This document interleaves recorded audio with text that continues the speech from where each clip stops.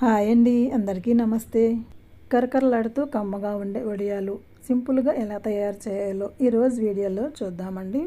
కేవలం బియ్యం ఒకటి ఉంటే చాలండి, నోట్లో వేసుకుంటే కరిగిపోయేలా వడియాలు తయారు చేయొచ్చు. ఈ వడియాలు తినడం మొదలు పెడితే ఆపకుండా తింటూనే ఉంటాము, అంత బాగుంటాయండి.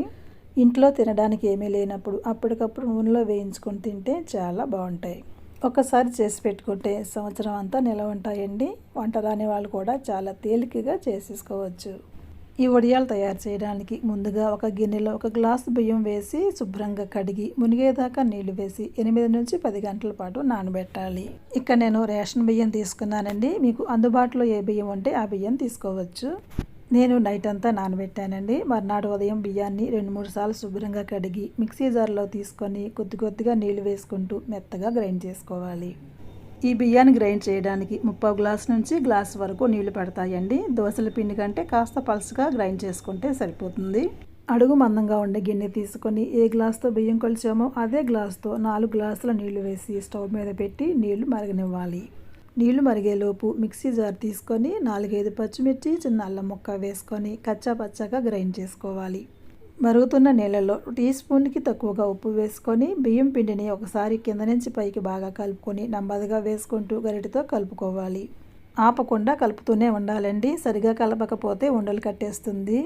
మధ్యలో గరిటె వెనక భాగంతో నొక్కినట్లుగా చేస్తూ కలుపుకోవాలి. ఇలా చేస్తే ఉండలు కట్టినా వెంటనే చిదిగిపోతాయి. పిండి దగ్గరబడి చిక్కబడ్డాక మీడియం ఫ్లేమ్లోనే పెట్టుకొని కలుపుకుంటూ ఇంకో 10 నిమిషాల పాటు ఉడికించాలి. ఇదిగోండి చూడండి, పిండి కొత్తమని ఉడుకుతుంది. ఇలా ఉడికితే చక్కగా ఉడికినట్లు అర్థం.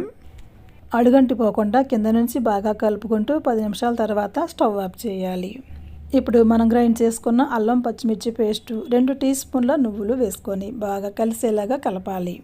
వడియాలు తెల్లగా రావాలంటే పచ్చిమిర్చి పేస్టు మరీ మెత్తగా చేసుకోకూడదండి. కచ్చా పచ్చాగా చేసుకొని స్టవ్ ఆఫ్ చేశాక మాత్రమే కలుపుకోవాలి. ఈ పిండిని ఏదైనా గిన్నెలో కానీ పళ్ళెంలో కానీ తీసుకొని చల్లారబెట్టుకోవాలి. కాస్త గోరువెచ్చగా ఉండగానే ప్లాస్టిక్ పేపర్ మీద వడియాల్లాగా పెట్టుకోవాలి.